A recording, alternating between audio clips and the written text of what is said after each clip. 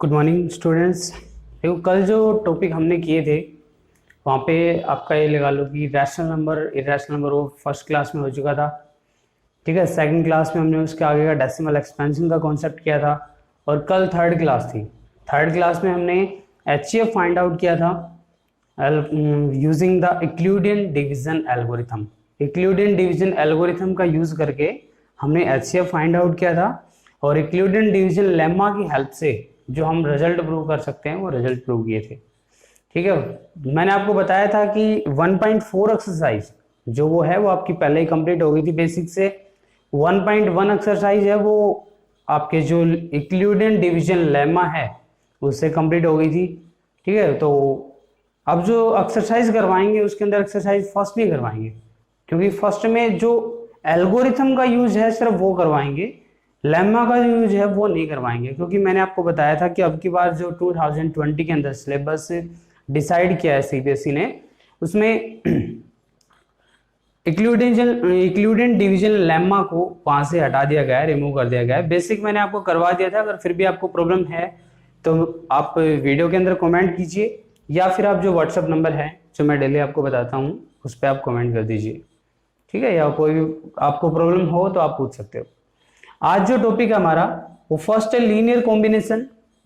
First है linear combination. Linear combination किसका? जब आप HCF फाइंड आउट करते हो, ठीक है ना, किसी टर्म का हम HCF फाइंड आउट कर रहे हैं with the long division method. Long division method से जब आप HCF फाइंड आउट करोगे तो उसका हम लीनियर कॉम्बिनेशन फाइंड आउट करते हैं, वो फाइंड आउट करना है जो CBSE के एग्जाम में हर बार पूछा जाता है। और दूसरा है proof of irrational number, the very important topic of chapter first of A for class 10th। ठीक है ना, ये दोनों के जो टॉपिक हैं वो आज की क्लास है एक तरह से लगा लो बहुत ही इंपॉर्टेंट होने वाली है। इस क्लास में से आप अगर मान सकते हो कि बोर्ड के एग्जाम में जो क्वेश्चन आएंगे वो दोनों ही टाइप में से क्वेश्चन आने के पूरे चांसेस होते हैं। लीनियर कॉम्बिनेशन भी पूछा जाता है और जो प्रूफ होता है इरेशनल नंबर का वो तो इम्पोर्टेंट है ही, क्योंकि इस एक प्रूफ के ऊपर ये समझ लो कि पूरा का पूरी एक्सरसाइज टिकी हुई है। अगर आपको एक बार समझ आ गया तो आप सभी नंबर्स का प्रूफ उसी की हेल्प से कर सकते हो। एक कॉन्सेप्ट के लिए, या आप ये मान लो कि जैसे √2 के लिए हमने प्रूव किया कि भाई √2 एक इरेशनल नंबर है, इसको प्रूव करो, तो फिर आप √3 के भी कर सकते हो, √4 का भी कर सकते हो, √5 का भी कर सकते हो। ठीक है ना, सभी का हम एक ही मेथड से उसको सोल्व कर सकते हैं। तो आज देखो फर्स्ट करते हैं लीनियर कॉम्बिनेशन, आफ्टर दैट करेंगे proof of the irrational number. तो फर्स्ट टॉपिक है हमारा लीनियर कॉम्बिनेशन आज का। लीनियर कॉम्बिनेशन के लिए हमें क्या करना पड़ेगा? सबसे पहले HCF फाइंड आउट करना पड़ेगा किसी भी नंबर का। जैसे मान ले मैं एक क्वेश्चन ले लेता हूं, अपनी मर्जी से कोई भी क्वेश्चन ले लो, स्टेटमेंट तो कुछ भी हो सकती है, कॉन्सेप्ट है वो हमें आना चाहिए। ठीक है ना, तो जैसे मैंने नंबर ले लिया 12576 और दूसरा नंबर ले लिया 245। ठीक है, इनका हमें क्या फाइंड आउट करना है? HCF फाइंड आउट करना है और लीनियर कॉम्बिनेशन की फॉर्म में इनको लिखना है। तो सबसे पहले वही करेंगे जो कल किया था। क्या किया था कि यूक्लिडियन डिवीजन एल्गोरिथम की हेल्प से हम इनका HCF फाइंड आउट करेंगे with the long division method. तो देखो भाई कैसे करेंगे। 12576 इसको डिवाइड करेंगे किससे? 245 से। 245 से करेंगे कितने पे जाएगा? पहले 6 पे जाएगा, तो 2 6 जा 12। एक बार 6 से मल्टीप्लाई करके देखो इसको, तो 245 को 6 से मल्टीप्लाई करेंगे, 6 5 जा 30, 3 आएगा, 6 4 जा 24 और 3 27, 2 आएगा, 6 2 जा 12 और 2 14, ज्यादा जाएगा तो 5 पे कर लो। 5 5 जा 25, 2 कैरी आएगा, 5 4 जा 20 और 2 22, फिर 2 बचेगा कैरी, 5 2 जा 10 और 2 12, ये चला जाएगा भाई। तो 5 पे जाएगा कितना? 1 2 2 5। अब 7 में से 5 माइनस करोगे 2 आएगा, 5 में से 2 माइनस किया 3 आया, नेक्स्ट क्या आया? 6। तो कितने पे जाएगा भाई? 1 पे चला जाएगा, तो क्या आएगा? 1 पे करोगे तो 245। 6 में से 5 माइनस 1, 12 में से 4 माइनस कितना बचेगा? 8, और यहाँ पे 1 बच जाएगा, तो 81 इसका क्या आ गया? रिमाइंडर आ गया। अब जो नेक्स्ट टर्म है वो नीचे आएगी। ठीक है, 81 इसका रिमाइंडर आ गया। तो जो यहाँ पे जो डिवीजर था हमारा वो नीचे आ जाएगा डिवाइडेंड की जगह पे, और 81 हमारा डिवीजर हो जाएगा। अब इसको सोल्व करेंगे तो कितने में जाएगा, जैसे 81 को अगर मैं सोल्व करूंगा तो 2 पे कर लो या 3 पे कर लो, 3 1 जा 3 और 3 8 जा 24, 3 पे चला जाएगा। तो 81 3 जा 243, रिमाइंडर कितना बच गया 2, फिर 81 नीचे आ गया, फिर कितने पे जाएगा 2 4 जा 8, फिर यहाँ पे क्या आएगा 1 तो 0, रिमाइंडर 1 आ गया। अब कितने पे जाएगा 2 पे, तो 1 2 जा 2। एक तरह से मैं कह सकता हूँ कि इन दोनों का जो HCF है वो क्या आएगा 1 आएगा, मतलब ये दोनों नंबर किसी सेम डिजिट से डिवाइड नहीं होंगे। ठीक है, हमारा HCF 1 आ गया। तो अब उसके बाद में क्या करेंगे देखो, ठीक है HCF 1 आ गया, तब इसको किस में लिखेंगे, इक्विवेलेंट डिवीजन एल्गोरिथम की फॉर्म में लिखेंगे। वो क्या होता है कि A is equal to B Q plus R, A is equal B Q plus R. First में A क्या है भाई, A हमारा 1 2 5 7 6 है, इज इक्वल टू B कितना है 2 4 5 मल्टीप्लाई Q 51 और रिमाइंडर कितना आया, रिमाइंडर है 81, रिमाइंडर कितना आया 81 आया। फिर नेक्स्ट स्टेप में लिखेंगे, ये स्टेप हो गया। अब इस स्टेप के लिए तो क्या आएगा 245 इज इक्वल 81 मल्टीप्लाई 3 और प्लस में रिमाइंडर कितना आ जाएगा 2। फिर नेक्स्ट टर्म के लिए 81 इज इक्वल टू कितना आएगा भाई यहाँ पे 2 मल्टीप्लाई 40 और प्लस का क्या आ जाएगा 1। फिर नेक्स्ट के लिए करेंगे तो 2 इज इक्वल 2 मल्टीप्लाई 1 और प्लस का रिमाइंडर क्या आएगा भाई 0। ठीक है ना, ये इसका लीनियर कॉम्बिनेशन जो लॉन्ग डिवीजन मेथड से हमने इसका HCF फाइंड आउट किया, उस HCF को हमने किस फॉर्म में लिख दिया, यूक्लिडियन डिवीजन एल्गोरिथम की फॉर्म में लिख दिया। यहाँ पे देखो 4 स्टेप थे 1 2 3 एंड 4, तो इन 4 स्टेप्स को यहाँ पे लिख दिया। तो ये फर्स्ट स्टेप हो गया, थर्ड स्टेप हो गया, sorry first second third and fourth, ये लिख दिया। अब लीनियर कॉम्बिनेशन यहीं से लिखना है हमें, ठीक है ना, यहां तक का क्वेश्चन सेम रहेगा आपका। जब लॉन्ग डिवीजन मेथड से HCF फाइंड आउट करोगे, यूक्लिडियन डिवीजन एल्गोरिथम के अकॉर्डिंग आप लिखोगे, तो यहां तक हमारा HCF फाइंड आउट करने का मेथड था। हम क्या बोलते थे कि भी जो भी हमारा क्वोशेंट आएगा इस स्टेप पे, लास्ट स्टेप पे जो क्वोशेंट सॉरी डिवीजर आएगा, क्वोशेंट नहीं डिवीजर, लास्ट स्टेप पे जो डिवीजर आएगा वो हमारा क्या होगा, इसका यहाँ पे लास्ट स्टेप पे देखो अपोजिट लिख दिया था, 1 मल्टीप्लाई 2 नहीं आएगा यहाँ पे, सॉरी 1 मल्टीप्लाई 2 आएगा, 2 मल्टीप्लाई 1 नहीं आएगा। तो डिवीजर जो हमारा क्या है यहाँ पे 1, देखो डिवाइड के अंदर देखेंगे यहाँ पे क्या है 1, तो यहाँ पे डिवीजर हमारा 1 रहेगा, क्वोशेंट 2 रहेगा और रिमाइंडर क्या रहेगा 0। तो इस नंबर का जो HCF आया वो HCF कितना आया हमारा 1 आया। ठीक है, यहां तक स्टेप सेम रहेगा। अब इसको लीनियर कॉम्बिनेशन में कैसे कन्वर्ट करेंगे देखो, लास्ट वाला जो स्टेप है ना उसको छोड़ दो, वो हमारे किसी काम का नहीं है।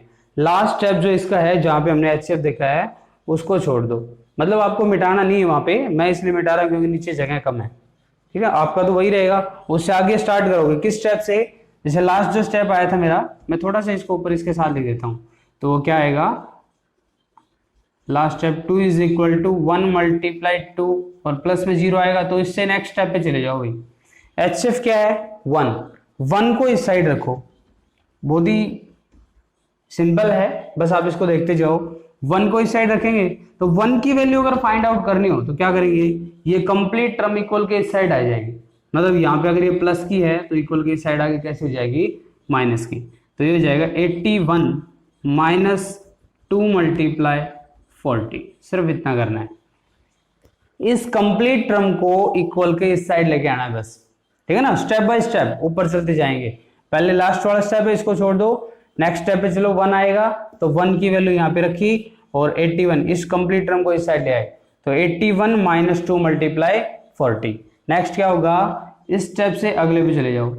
अब यहाँ पे नंबर क्या है 2 और ये यहाँ पे हमारा 2 है, तो इस 2 की वैल्यू यहाँ पे पुट करनी है, तो क्या होगा, ये तो सेम रहेगा 1 इज इक्वल टू 81 माइनस, अब देखो ये जो 2 है इसकी वैल्यू क्या आएगी 245 इस साइड है, इस कंप्लीट टर्म को इस साइड लेके आएंगे। कैसे भाई, अगर इस 2 की वैल्यू फाइंड आउट करनी तो क्या आएगा, 2 is equal to 245 minus 81 multiply 3, ये टर्म आएगी, ठीक है ना। ये कंप्लीट वैल्यू किसकी है, 2 की है। तो इस वैल्यू को उठा के मैं यहाँ पे जहाँ 2 लिखा हुआ उसकी जगह पुट कर देता हूं, तो क्या आएगा, ठीक है ना, यहां से आ जाएगा 245 माइनस 81 मल्टीप्लाई 3। ये कंप्लीट 2 की वैल्यू आ गई,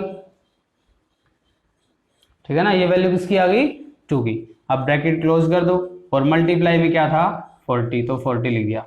अब इस टर्म को थोड़ा सा सोल्व करेंगे, और सोल्व क्या करेंगे, 1 की जगह 1 ही रहेगा, ये तो हर स्टेप पे 1 ही चलता रहेगा, इसमें कोई चेंजमेंट नहीं आएगा। ये हो जाएगा 81। अब माइनस अंदर मल्टीप्लाई जाएगा तो साइन चेंज हो जाएंगे, और बाहर मल्टीप्लाई में 40 है वो अंदर मल्टीप्लाई आ जाएगा, तो माइनस के 245 मल्टीप्लाई 40, फिर माइनस माइनस प्लस, तो 81 मल्टीप्लाई 40 को 3 से मल्टीप्लाई करें कितना आ जाएगा 120। आई थिंक कोई डाउट नहीं होगा, सिंपल है। क्या किया हमने, पहले इस स्टेप से ऊपर गए, लास्ट वाले स्टेप को छोड़ दिया, फिर 1 की वैल्यू फाइंड आउट, 1 की वैल्यू फाइंड आउट करेंगे तो इस कंप्लीट टर्म को इस साइड ले आए, तो ये आ जाएगा 1 is equal to 81 minus 2 multiply 40। फिर क्या करेंगे, नेक्स्ट स्टेप पे चलेंगे, तो नेक्स्ट स्टेप पे बाहर इस साइड क्या रखा हुआ है 2, उस 2 की वैल्यू फाइंड आउट करनी तो इस कंप्लीट टर्म को इस साइड लेके आएंगे, तो वो क्या आ जाएगा 245 इज इक्वल 81 मतलब ये इस साइड आएगा तो माइनस 81 मल्टीप्लाई 3 आ जाएगा, तो 2 की जगह रखा 245 माइनस 81 मल्टीप्लाई 3।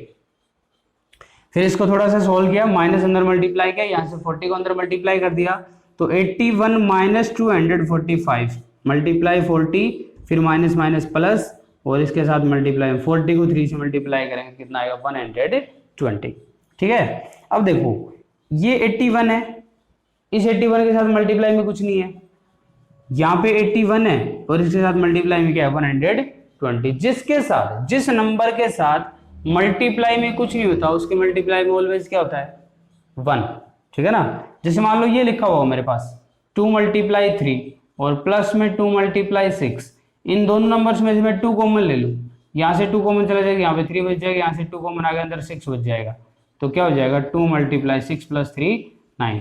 ओवरऑल मैं क्या कह सकता हूँ कि अगर इस टर्म में इससे ऐसे अगर कोई टर्म हमारे पास लिखी हुई है तो मैं डायरेक्ट इसकी जो मल्टीप्लाई में जो टर्म है उसको ऐड कर सकता हूँ, तो क्या हो जाएगा 2 मल्टीप्लाई 6 प्लस 3 9। सेम यही फॉर्मूला हम किस पे अप्लाई करेंगे, हमारे इस क्वेश्चन के ऊपर अप्लाई करेंगे, तो क्या होगा, इसके साथ मल्टीप्लाई में 1 है और इसके साथ मल्टीप्लाई में क्या 120, तो आंसर क्या आएगा 1 इज इक्वल 81 मल्टीप्लाई, अब 1 प्लस 120 121, और फिर आगे जो टर्म थी वो सेम एज इट इज आ जाएगी, फिर यहाँ पे माइनस का साइन आएगा ये, ठीक है ना। 81 मल्टीप्लाई कीजिए, माइनस का साइन था तो माइनस 245 और मल्टीप्लाई में क्या आ गया 40।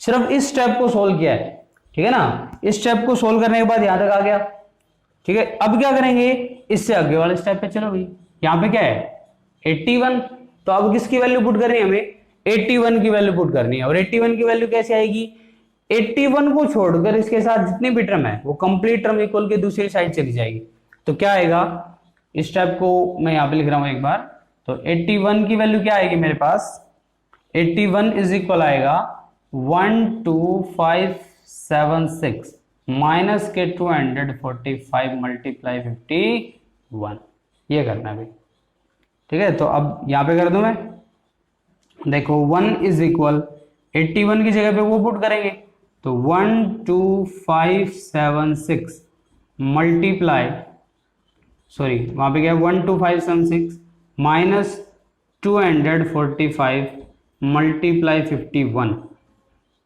ये तो वैल्यू किसकी थी 81 की, कंप्लीट 81 की जो भी वैल्यू थी कंप्लीट पुट कर दी।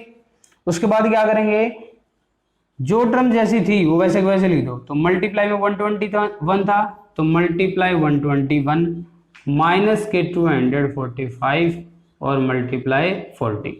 एक स्टेप में एक ही टर्म को सोल्व करना है, अगर एक से ज्यादा टर्म्स को सोल्व किया तो कंफ्यूज हो जाएंगे, ठीक है ना। एक स्टेप पे एक से ज्यादा टर्म्स को सोल्व नहीं करना, ठीक है ना। ये स्टेप एक बार मैं ऊपर लिख देता हूं, ठीक है, ऊपर का यहां से मैं इरेज कर देता हूं इसको। देखो इस चीज का हमारे पास अब यहाँ पे कोई काम नहीं है, तो ये स्टेप दोबारा लिख रहा हूं मैं ऊपर, नीचे वाला सबसे नीचे वाला, तो 1 इज इक्वल क्या आएगा 576 माइनस 245 और मल्टीप्लाई 51, ये कंप्लीट वैल्यू किसकी है?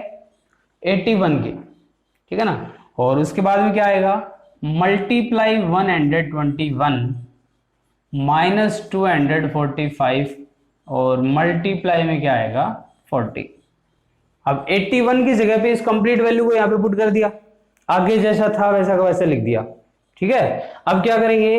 इसको सोल्व करेंगे, तो इसको सोल्व करने के लिए बाहर जो टर्म मल्टीप्लाई में है वो अंदर आ जाएगी, क्योंकि ब्रैकेट में है ना, तो बाहर टर्म मल्टीप्लाई में है, अंदर आएगी। देखो क्या होगा, 1 is equal 12576 multiply 121 minus 245 multiply. अब देखो इसके साथ तो 51 पहले से मल्टीप्लाई है, इसके साथ तो कोई भी टर्म मल्टीप्लाई नहीं थी, डायरेक्ट 121 आ गया। तो अब 51 को किससे मल्टीप्लाई करो? 121 से। तो पहले 121 आ जाएगा, फिर 5 1 जा 5, 5 2 जा 10, 1 बचेगा, 5 1 जा 5 और 1 6, तो ये क्या आएगा? 1716। तो ये आएगा 6171। कैलकुलेशन देख लेना भाई, अगर मल्टीप्लाई कहीं पे मिस्टेक हो जाए तो आप चेक कर लेना एक बार। और बाकी आ जाएगा सेम, माइनस के 245 और मल्टीप्लाई में क्या आ जाएगा? 40। ऊपर वाली टर्म को सोल्व कर दिया। अब देखो यहाँ पे क्या है? 12576, ठीक है, फिर मल्टीप्लाई में 121, यहाँ पे 245 और यहाँ पे 245, ये टर्म माइनस की और ये भी कैसी है? माइनस की। मतलब दोनों देखो, अगर दो टर्म है, दोनों नेगेटिव है तो क्या होंगी? ऐड होंगी। अगर दोनों पॉजिटिव है तो भी ऐड होंगी। एक प्लस की और एक माइनस की है तो क्या होगी? माइनस होगा। यहाँ पे दोनों नेगेटिव टर्म है, दोनों नेगेटिव टर्म है, मतलब ऐड होगा। ऐड होगा तो देखो क्या होगा, 1 इज इक्वल 12576 मल्टीप्लाई 121 माइनस के 245, यहां से कॉमन आ गया। चलो अब ये 245 अगर बाहर चला गया तो अंदर क्या बच गया? 6176। फिर यहां से भी ये बाहर चला गया तो यहाँ पे अंदर क्या बच गया? ये तो माइनस का साइन तो बाहर चला गया, तो अंदर क्या हो गया? 40। इन दोनों को हम ऐड करेंगे, ऐड करेंगे तो यहाँ पे क्या आएगा? देखो ये टर्म ऊपर वाली सेम एज इट इज रहेगी, 12576 मल्टीप्लाई 121 माइनस के 245, इनको ऐड करेंगे तो 6 और 7 और 4 11 और 2 1, ये आ जाएगा। ये हमारा होगा लास्ट आंसर, जो लीनियर कॉम्बिनेशन होगा या लीनियर कॉम्बिनेशन की फॉर्म में जिसको हम कह सकते हैं। तो इस कंप्लीट नंबर को मैं कैसे लिख सकता हूं? ये कंप्लीट नंबर क्या आएगा मेरे पास? 1 इज इक्वल 12576 मल्टीप्लाई, ये जो मल्टीप्लाई में टर्म है उसकी जगह क्या आ जाएगा? x, और प्लस में 245 y। लीनियर कॉम्बिनेशन का मतलब होता है वहां पे आपके वेरिएबल आएंगे x और y। तो अब देखो, अगर इस इक्वेशन को मैं इस आंसर के साथ कंपेयर अगर करता हूं तो 12576 है, इनटू में क्या है? x, यहाँ पे इनटू में क्या है? 121। तो मतलब x की वैल्यू मेरे पास क्या आ गई? x की वैल्यू आ गई 121।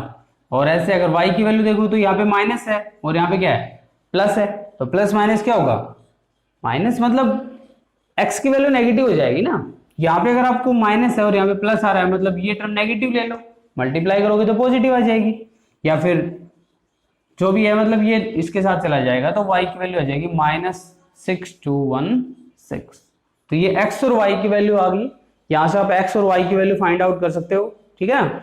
और जरूरी नहीं है कि हर जगह पे वेरिएबल x और y दिया हो, हमें वेरिएबल m और n भी गिवन हो सकता है, ठीक है ना। वेरिएबल या तो m हो सकता है या n हो सकता है, या उसके अलावा और भी कुछ गिवन हो सकता है, बट जो भी आए आपका लीनियर कॉम्बिनेशन है वो इस फॉर्म में आ जाएगा। आई थिंक यहाँ पे आपको कोई प्रॉब्लम नहीं होगी। इसका एक एग्जाम्पल और कर लेते हैं, है ना। बिल्कुल ईजी है, वैसे ज़्यादा वो नहीं है टिपिकल। स्टेप बाय स्टेप आपको इसको चेक करना होगा। एक एग्जाम्पल इसका बुक में से ले लेते हैं। देखो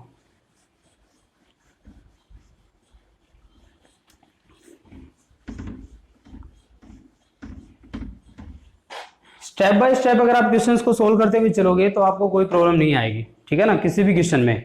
और लीनियर कॉम्बिनेशन है वो ये लगा लो सीबीएसई में जो भी स्टूडेंट है उनके लिए बहुत इंपॉर्टेंट है, हर बार एग्जाम में आता है और आएगा।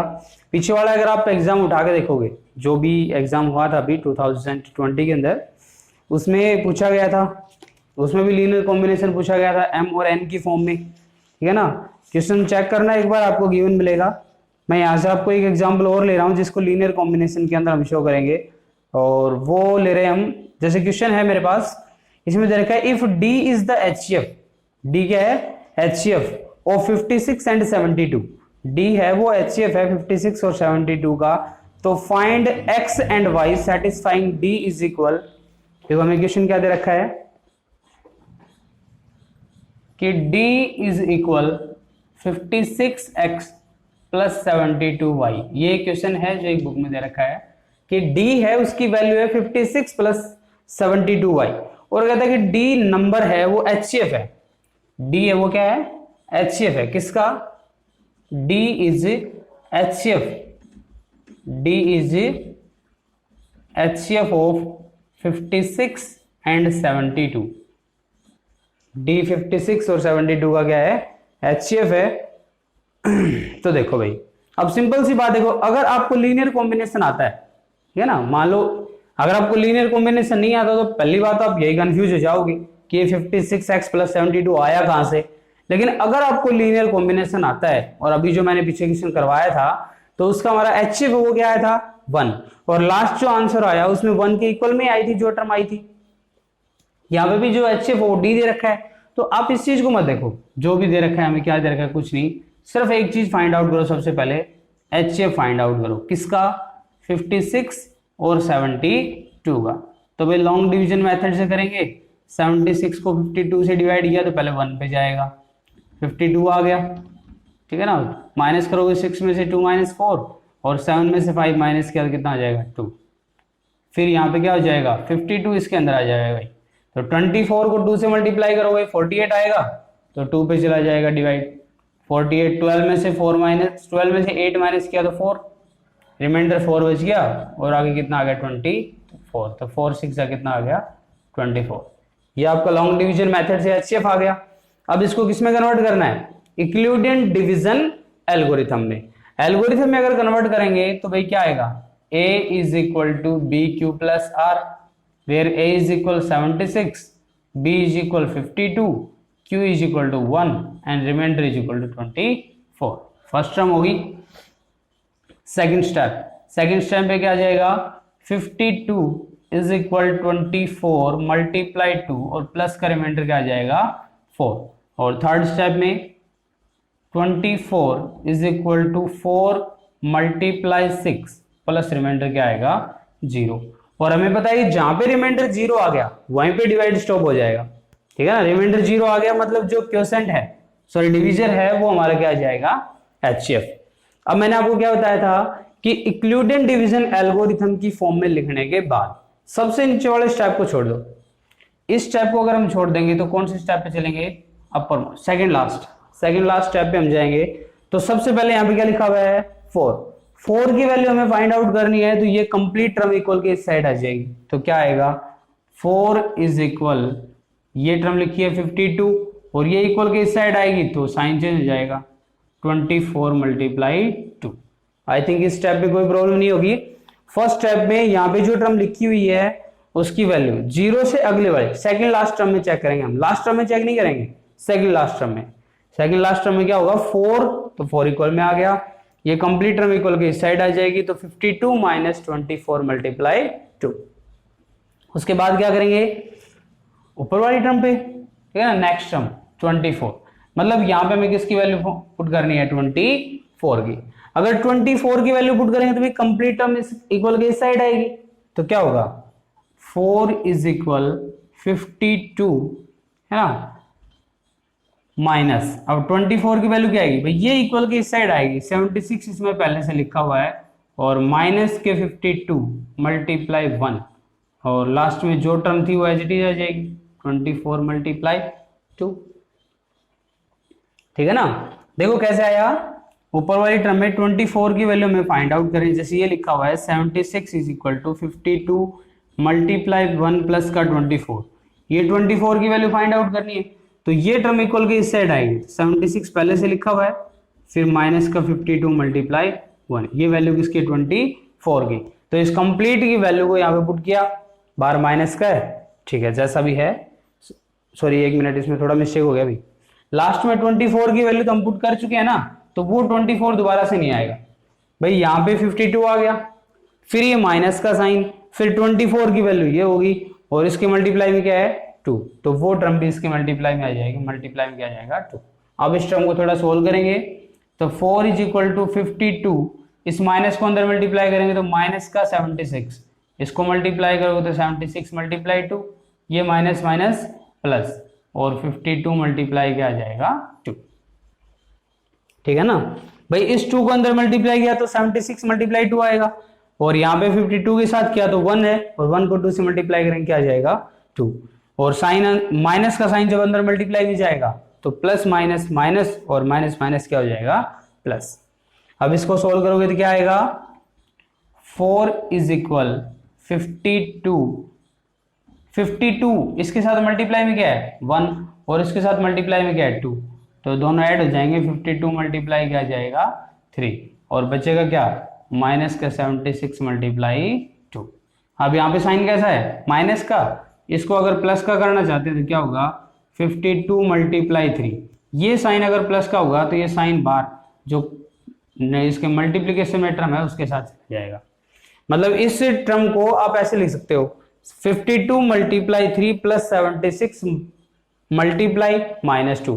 अब इसको अगर मैं ऊपर वाली टर्म के साथ कंपेयर करता हूं, देखो किसके साथ, आंसर के साथ अगर मैंने कंपेयर किया तो क्या आएगा, मतलब जो हमें क्वेश्चन में टर्म गिवन थी पहले कि भाई d is equal to 56x plus 72y, और d क्या था HCF, और HCF क्या आया 4, और 4 के इक्वल में टर्म क्या आ गई कि 4 is equal 52 multiply 3 plus 76 multiply minus का 2। इसको अगर इसके साथ कंपेयर किया जाए तो d की वैल्यू तो क्या होगी भाई 4, 56x है और यहाँ पे 56 3 है, तो 56x हो गया, तो x की वैल्यू क्या होगी 3, और 72 के मल्टीप्लाई में क्या है y, और यहाँ पे y के 76 के मल्टीप्लाई में क्या है, वहां पे 72 है 76 है, क्वेश्चन में 72 था, हमने 76 लेके कैसे फाइंड आउट कर लिया, कोई बात नहीं, चलो जहां पे टर्म थी वहां पे 76 लिख दो, यहाँ पे हम क्या कर देंगे 76। क्वेश्चन चाहे कुछ भी आ सकता है, कोई फर्क नहीं पड़ेगा, ठीक है ना, क्वेश्चन चाहे कुछ भी आ जाए, स्टेटमेंट चाहे कुछ भी आ जाए, हमें सिर्फ मेथड के ऊपर फोकस करना है। तो यहाँ पे अगर 76 ले लोगे तो ये 76y है, और यहाँ पे 76 मल्टीप्लाई माइनस 2, तो y की जगह पे यहाँ पे क्या आ गया माइनस 2। ये हमारा सॉल्यूशन हो गया। d की वैल्यू आ गई हमारे पास, d जो HCF था, HCF की वैल्यू 4 आ गई, और उसके अलावा x और y की वैल्यू पूछी थी तो x और y की वैल्यू आ गई। इसी फॉर्म में पूछा जाएगा, या फिर आपसे क्या बोल देगा, कोई भी एक क्वेश्चन देगा और उसको कहेगा कि इसको HCF फाइंड आउट करो, और उसका HCF हो इस फॉर्म में लिखा हुआ है। कई बार देखो ऐसा क्वेश्चन आ जाता है। एक मिनट के लिए मैं इसको इरेज कर रहा हूं यहाँ से। कोई भी नंबर, 2 नंबर दिए जाते हैं और उसको ये नहीं बोलेगा कि उसका HCF फाइंड आउट करो, इनडायरेक्टली बोलता है, ठीक है ना। सीबीएसई के अंदर यही होता है, कॉन्सेप्ट जो होता है ना उसको थोड़ा सा चेंज किया जाता है बस, बाकी बेसिक वही होता है जो हमें क्वेश्चन के अंदर है या हमारी बुक्स के अंदर है। बट कॉन्सेप्ट कैसे घुमाएगा कि मान लो यही क्वेश्चन ले लो, ठीक है, एक मिनट मैं इसको इरेज करता हूं। इस क्वेश्चन में हमें 2 टर्म दे रखी है 76, 56 और 76, इसी से हमने क्वेश्चन सोल्व किया है, तो यही ले लो। अब डायरेक्ट ये नहीं पूछेगा कि इसका HCF फाइंड आउट करो, क्या कहेगा कि इस नंबर का HCF, इस नंबर का HCF मान लो ये आ गया 4m प्लस या 4m माइनस 3, कुछ भी आ जाए इसकी जगह पे, इस नंबर का HCF 4m माइनस 3 की फॉर्म में होगा। क्या बोलेगा कि HCF of the number 56 and 76 are in the form 4m minus 3, इसकी जगह कुछ भी आ सकता है, 2m माइनस 4 आ जाए, कुछ भी, everything, 4m minus 3, then find the value of m, तो m की वैल्यू फाइंड आउट करो। तो सबसे पहले भाई ये तो HCF है ना इस फॉर्म में, तो पहले में क्या पता होना चाहिए, HCF पता होना चाहिए इस नंबर का, और HCF अभी हमने फाइंड आउट किया था, HCF इसका क्या आया था, HCF इस नंबर का आया था 4, तो भाई HCF ये आ गया, और ये नंबर इस फॉर्म में है, तो दोनों को इक्वल पुट कर दो, 4 is equal to 4m minus 3।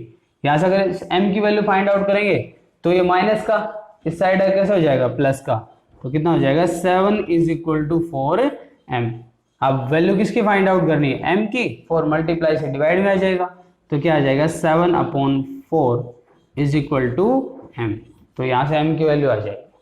ठीक है, आई थिंक अच्छे से क्लियर हो गया होगा। और भी अगर कोई डाउट हो तो आप क्वेश्चन सेंड कर सकते हो, और सेंड करने के लिए या तो आप कमेंट कर दीजिए वीडियो के अंदर, कमेंट नहीं करते हो तो व्हाट्सएप नंबर मैंने आपको बताया था 8708995134, इस नंबर पे आप व्हाट्सएप करके कोई भी क्वेश्चन सेंड कर सकते हो जिसमें आपको प्रॉब्लम हो, या किसी कॉन्सेप्ट में अगर आप प्रॉब्लम हो तो आप बता सकते हो।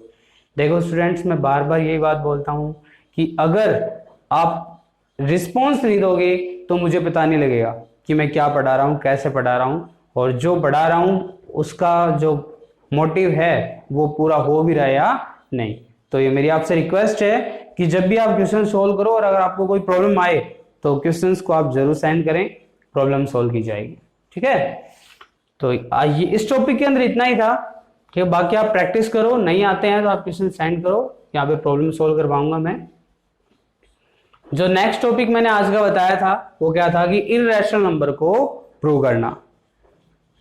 मान लो कि भी हमें ये दे दिया जाए कि √5 किसके लिए प्रूव करो, फर्स्ट क्वेश्चन बोल दिया जाए कि प्रूव दैट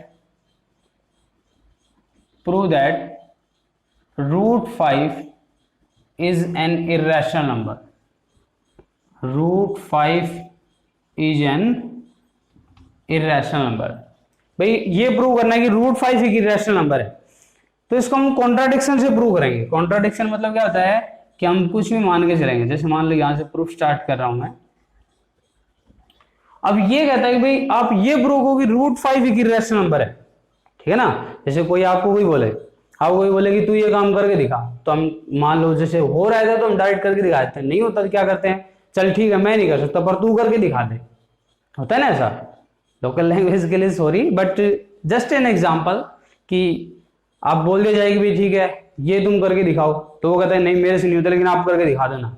तो वही बात है, यहां पे हमें दे रखा है कि prove that √5 is an irrational number, तो हम कहेंगे भाई ठीक है हम नहीं प्रूव कर सकते कि √5 एक इर्रेशनल नंबर है, लेकिन आप ये प्रूव कर दो कि ये रैशनल है ना, क्योंकि हमने डेफिनेशन पढ़ी है कि the number which are not rational, जो रैशनल नहीं होगा वो कैसा होगा, इर्रेशनल होगा।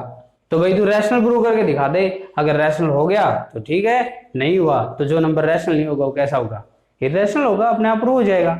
तो सबसे पहले हम क्या मानेंगे, first of all suppose that let √5 is a rational number, let √5 is a rational number. हम मान लेते हैं कि भाई √5 इर्रेशनल नहीं है, कैसा है, रैशनल है। अब जो भी रैशनल नंबर होता है वो P/Q फॉर्म में लिखा हुआ होता है, तो √5 है वो भी P/Q फॉर्म में लिखा जाएगा, और P और Q यहाँ पे क्या होते हैं, इंटीजर। P और Q क्या होते हैं, इंटीजर। और दूसरा, जब भी कोई नंबर फ्रैक्शन में लिखा जाता है तो वो उसकी सिंपलेस्ट फॉर्म के अंदर लिखा जाता है। सिंपलेस्ट फॉर्म जैसे मान लो एक आ गया हमारे पास 16/14 आ गया, अब क्या इसकी सिंपलेस्ट फॉर्म में है, नहीं है, लेकिन इसको कैंसिल करके कर सकते हैं। क्या आएगा, 2 8 16 और 2 7 14, क्या आ गया 8/7। This is the simplest form of fraction. और जब भी कोई फ्रैक्शन है वो उसकी सिंपलेस्ट फॉर्म में लिखा होता है, तो न्यूमिनेटर और डिनोमिनेटर दोनों के अंदर कॉमन टर्म 1 आएगी। मतलब सिंपलेस्ट फॉर्म में आने के बाद वो न्यूमिनेटर और डिनोमिनेटर सिर्फ 1 से डिवाइड होंगे, 1 के अलावा किसी और नंबर से डिवाइड नहीं हो सकते। और जिन दो नंबर्स का कॉमन फैक्टर 1 हो उसको हम बोलते हैं को प्राइम नंबर। क्या बोलते हैं, को प्राइम नंबर। तो हम साथ में ये और लिख देंगे कि P and Q are coprime number, P and Q are coprime number. Coprime number का मतलब हो गया कि भाई ये इसकी सिंपलेस्ट फॉर्म में लिखा हुआ है, ठीक है ना, P और Q है वो इसकी किस फॉर्म में लिखा हुआ है, सिंपलेस्ट फॉर्म में। तो अब आगे इसको सोल्व करेंगे। देखो इसमें करेंगे हम, इसको दोनों साइड स्क्वायर कर लेते हैं, इसका स्क्वायर रूट का साइन हटाने के लिए। तो क्या करेंगे, स्क्वेयरिंग बोथ साइड।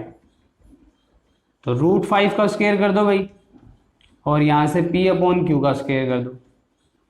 √5 का स्क्वायर करोगे तो स्क्वायर से रूट कैंसिल, कितना आएगा 5, और यहां से इसको स्क्वायर करोगे तो P² में क्या आ जाएगा, Q²। अब Q² इसके डिवाइड में इक्वल के इस साइड आएगा तो मल्टीप्लाई, तो ये हो जाएगा 5Q² is equal to P square.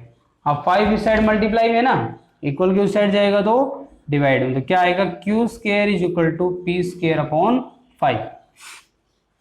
अब देखो p और q दोनों क्या थे, इंटीजर थे, तो मतलब यहाँ पे q का स्क्वायर करेंगे तो वो एक इंटीजर आएगा, q का स्क्वायर क्या आएगा, एक इंटीजर। तो भाई ये टर्म दोनों आपस में इक्वल है, तो जब इसको सोल्व करोगे पी स्क्वायर अपॉन 5 को, तो वो भी एक इंटीजर आना चाहिए। और इंटीजर कभी पी अपॉन क्यू फॉर्म में होता है नहीं, इंटीजर को पी अपॉन क्यू फॉर्म में तो हम लिख नहीं सकते, वो तो कंप्लीट एक नंबर आएगा।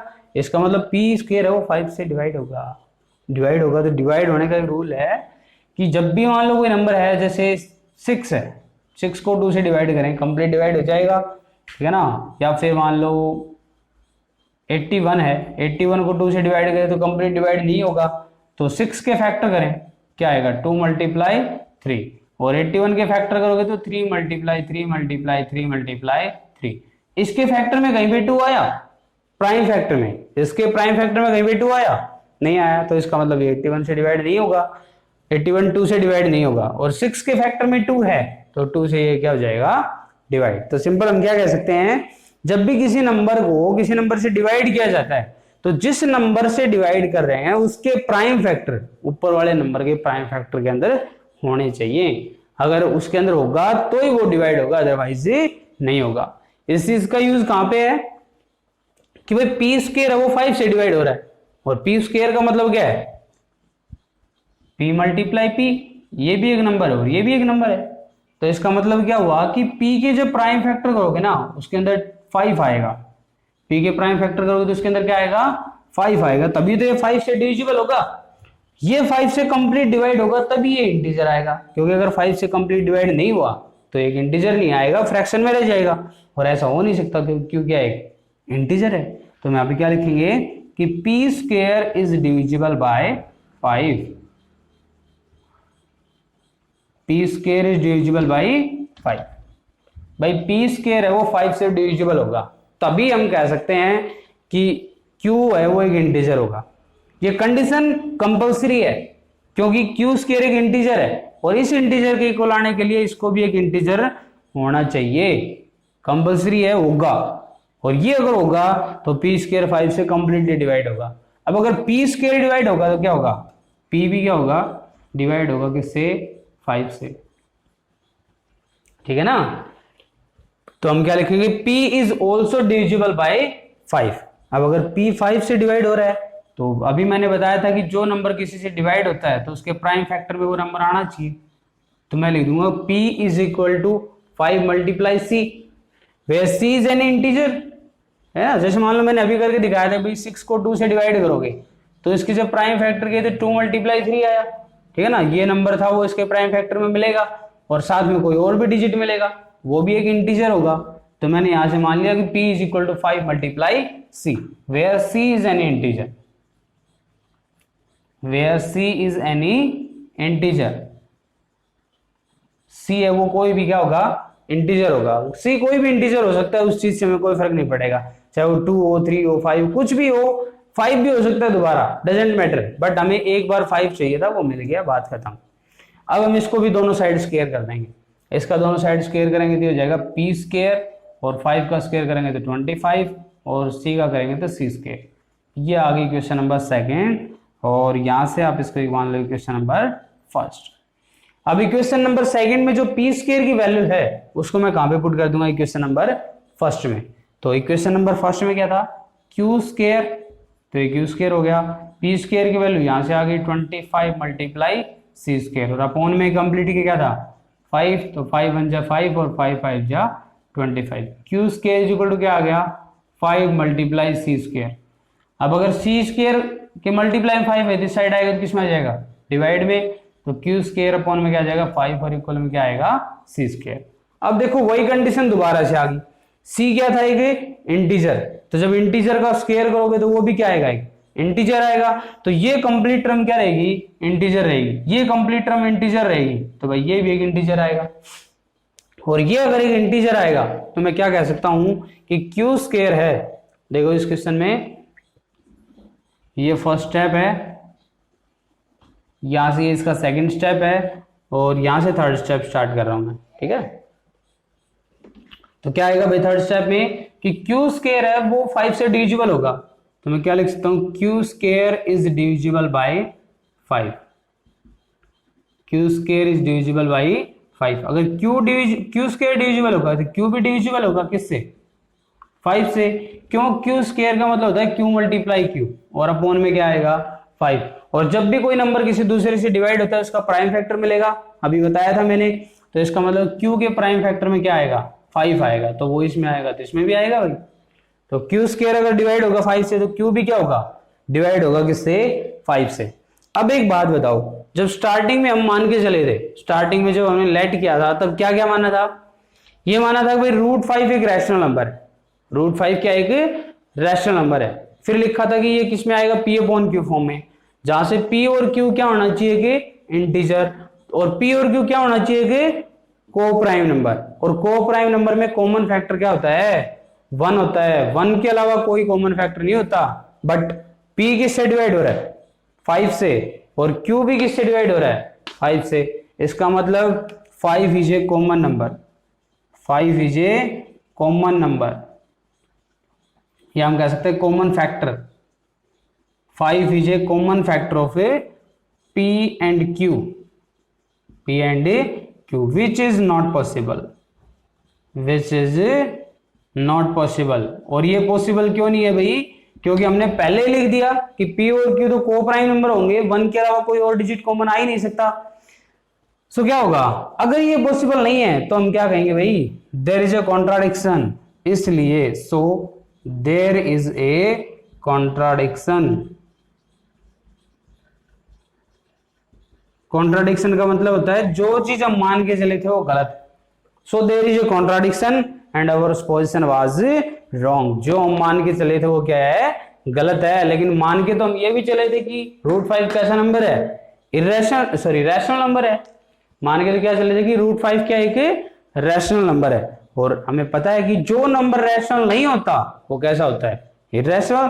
There is a contradiction, our position was wrong, हमारी पोजीशन रॉन्ग है, तो हमने जो रैशनल माना था वो रैशनल नहीं है, वो कैसा है, irrational. So √5 is A irrational, so √5 is irrational. मैंने बहुत बार देखा है जब स्टूडेंट्स को क्वेश्चन करवाया जाता है ना, तब जो बीच वाली स्टोरी है ना वो तो पूरी याद रहती है कि इसका स्क्वायर करना है, इसको डिवाइड करना है, इसको इस साइड लेके आना है, पी स्क्वायर के डिविजिबल होना चाहिए, फिर यहाँ से इस, लेकिन ये लास्ट में ये लाइनें लिखना भूल जाते हैं, है ना। ये कहते हैं सर स्टेटमेंट याद नहीं रहती, हमें नहीं पता क्या लिखना है। बीच की स्टोरी का कोई मतलब नहीं है भाई, जब तक आप नीचे इस चीज को लिखोगे नहीं। और लिखना क्या है, सिंपल सी बात, वही कि 5 है वो इनका कॉमन फैक्टर है। 5 अगर इनका कॉमन फैक्टर है तो हम क्या कहेंगे भाई, अगर 5 इसका कॉमन फैक्टर है तो हमारे पास कॉन्ट्राडिक्शन होगी, क्योंकि पी और क्यू तो को प्राइम नंबर है, 1 के अलावा इसमें और कोई कुछ कॉमन आ ही नहीं सकता।